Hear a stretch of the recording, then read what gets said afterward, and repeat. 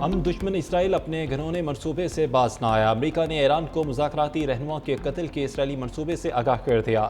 New York Times اور Washington post کی report میں اہم انکشافات۔ امریکا کو خدشہ تھا کہ ایرانی مذاکرات کار اسرائیل کے نشانے پر تھے۔ اسرائیل نے ایران امریکا مذاکرات کو سبوداز کرنے کے لیے ایرانی وزیر خارجہ عباس اراغچی اور چیف مذاکرات کار باقر کالیباف کو قتل کرنے کی منصوبہ بندی کی۔ رپورٹ کے مطابق واشنگٹن نے اسرائیلی حکام پر زور دیا کہ وہ ایران کی سیاسی قیادت کو نشانہ بنانے سے گریز کریں۔ امریکی عہدیدار نے بتایا کہ اسرائیلی کارروائی سے ایران کی اعتدال پسند قیادت ختم ہو جاتی، تاہم امریکہ نے بروقت ایرانی قیادت کو آگاہ کیا۔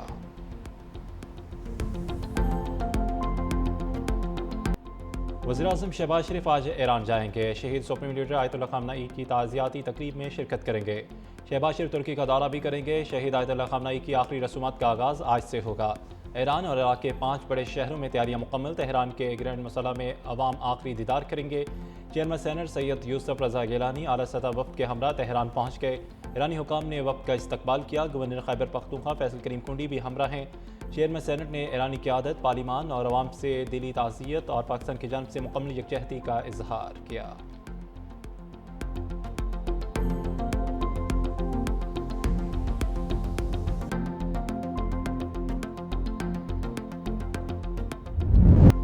ایرانی سپریم لیڈر شہید آیت اللہ خامنہ ای کے جنازے کی تیاریاں۔ جستخا کی تہران کی گرینڈ مسلح مسجد پہنچا دیا گیا۔ ایرانی حکام کے مطابق جنازے میں تقریباً 2 کروڑ افراد کی شرکت متوقع۔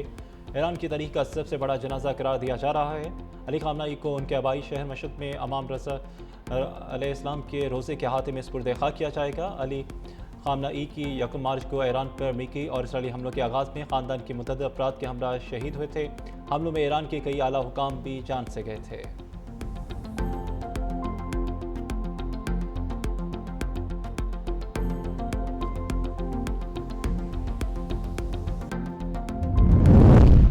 ایرانی پاسداران انقلاب کے قائم مقام کمانڈر احمد وحیدی پہلی بار منظر عام پر آ گئے۔ احمد وحیدی کی تہران میں سابق ایرانی سپریم لیڈر آیت اللہ خامنہ ای کی آخری رسومات کی تیاریوں میں شرکت۔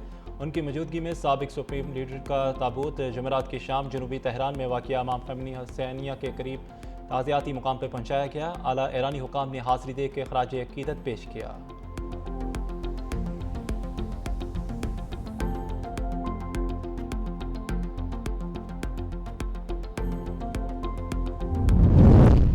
متاثرہ ایٹمی تنصیبات کا معائنہ نہیں کرائیں گے۔ ایرانی پارلیمنٹ کے اسپیکر باقر کالیباف کا 2 ٹوک موقف۔ کہا کہ ایران کے وہ جوہری مراکز جنہیں امریکی بمباری سے نقصان پہنچا ہے، وہاں عالمی توانائی ایجنسی کے معائنہ کاروں کو رسائی کی کسی صورت اجازت نہیں دی جائے گی۔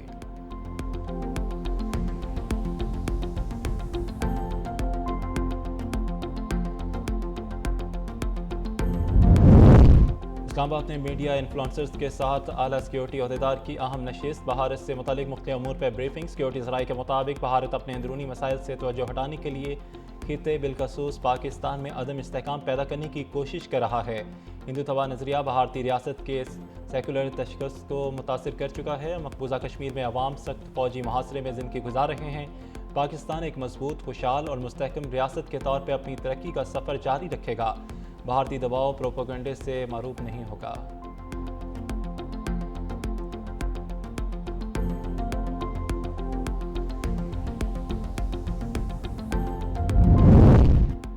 پاک بھارت جنگ میں 11 طیارے گرائے گئے۔ ٹرمپ نے ایک بار پھر مودی کی دکھتی رگ پر ہاتھ رکھ دیا۔ کہا کہ بھارت اور پاکستان کے درمیان ایٹمی جنگ روک کر 3 کروڑ جانیں بچائی۔ پاکستانی وزیراعظم نے کہا کہ میں نے جنگ روک کر 3 کروڑ افراد کو بچایا۔ اسرائیل کے حوالے سے صدر ٹرمپ کا کہنا تھا کہ اسرائیل میں میری مقبولیت 99% تک ہے اور سمجھ سے بالا ہے کہ کوئی یہودی ڈیموکریٹ کو ووٹ کیسے دے سکتا ہے۔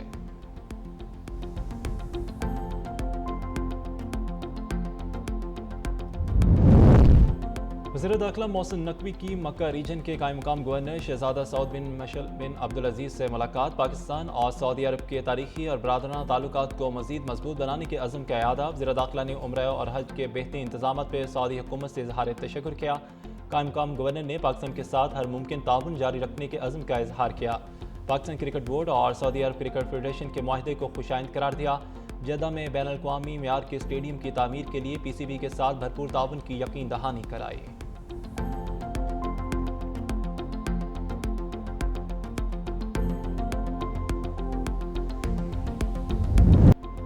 امریکہ ایران مذاکرات کا اگلا دور 18 جولائی کو ہوگا۔ دوحہ میں ایران اور امریکہ کا مذاکرات جاری رکھنے پر اتفاق ہوا۔ ترجمان دفتر خارجہ کا کہنا ہے کہ پاکستانی اور قطری ثالثوں کی دوحہ میں امریکی اور ایرانی مذاکرات کاروں کے ساتھ الگ الگ ملاقاتیں کی اور اس دوران اسلام آباد مفاہمتی یادداشت کے پہلوؤں سے متعلق امور پر مثبت پیش رفت ہوئی۔ دفتر خارجہ کے مطابق اگلی ملاقات شہید ایرانی سپریم لیڈر آیت اللہ خامنئی کی تدفین کی رسومات کے بعد جلد سے جلد طے کی جائے گی۔ ترجمان نے کہا کہ بھارت سندھ طاس معاہدہ یک طرفہ طور پر معطل نہیں کر سکتا۔ پاکستانی شہریوں کا تحفظ اولین ترجیح ہے، کوئی سمجھوتہ نہیں کریں گے۔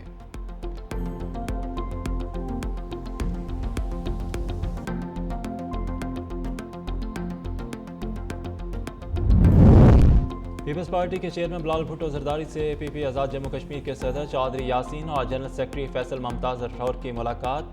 پی پی آزاد جموں کشمیر نے انتخابی مہم کی تیاریوں کے حوالے سے بریفنگ دی۔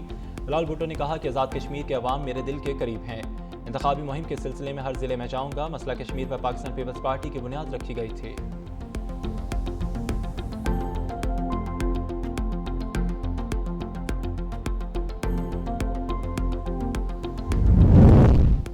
سرگودا میں بچی کے ساتھ زیادتی اور قتل کا دل دہلا دینے والا واقعہ ہوا۔ بچوں کو ایسی جگہ نہ بھیجیں جہاں حفاظتی اقدامات ناکافی ہوں۔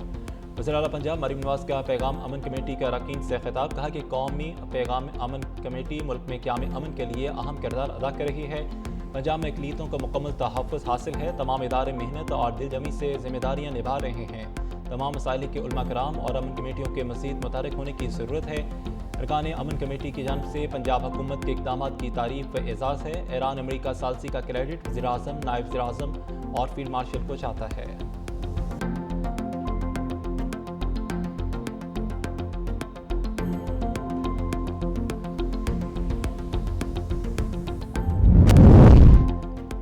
اینٹی نارکوٹکس فورس اور نیشنل فرانسک سائنس ایجنسی کے درمیان مفاہمتی یادداشت پر دستخط۔ معاہدے کا مقصد منشیات سے متعلق تحقیقات میں فرانسک معاونت ہے، معلومات اور مہارت کے تبادلے کو مؤثر بنانا اور اقتصادی منشیات مقدمات میں فرانسک صلاحیتوں کو مزید مضبوط بنانا بھی شامل۔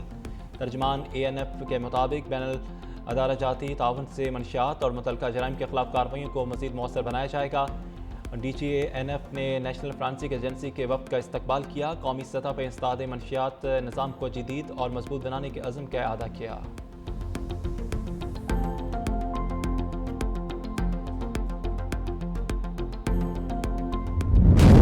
Lahore high court Multan bench کا پیرا فورس اہلکاروں کے خلاف اندراج مقدمے کی درخواست پر تحریری فیصلہ جاری۔ عدالت نے قرار دے دیا، Punjab enforcement and regulation act 2024 کے تحت اہلکاروں کے خلاف کارروائی اور شکایات کے ازالے کا باقاعدہ قانونی طریقہ کار موجود ہے۔ ضابطہ فوجداری کی دفعہ 154 کے تحت FIR کے اندراج کا اطلاق نہیں ہوتا۔ جسٹس صادق محمود خرم نے قرار دیا، درخواست گزار گورنر سے اور کمشنر سے رجوع کرے اور جسٹس آف پیس اور SHO ممتاز آباد کی جانب سے مقدمہ درج نہ کرنے کے فیصلے کو خلاف قانون قرار نہیں دیا جا سکتا۔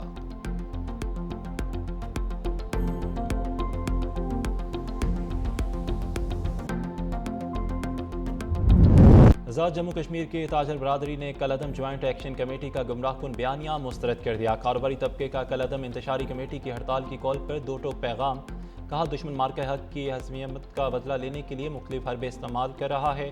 جوائنٹ ایکشن کمیٹی کا حلیہ انتشار اسی کا نتیجہ ہے اور چند شرپسند کی کوششوں کے باوجود آزاد جموں کشمیر کے عوام ریاست اور ریاستی اداروں کے ساتھ چٹان کی طرح کھڑے ہیں۔ ہم نے کالعدم جوائنٹ ایکشن کمیٹی کے دباؤ کے باوجود اپنے کاروبار اور دکانیں کھلی رکھی۔ انتشار کمیٹی نے نوجوانوں کے ذہنوں میں خوف اور دہشت کا ماحول پیدا کرنے کی کوشش کی، وہ انتہائی نقصان دہ ثابت ہو سکتا تھا۔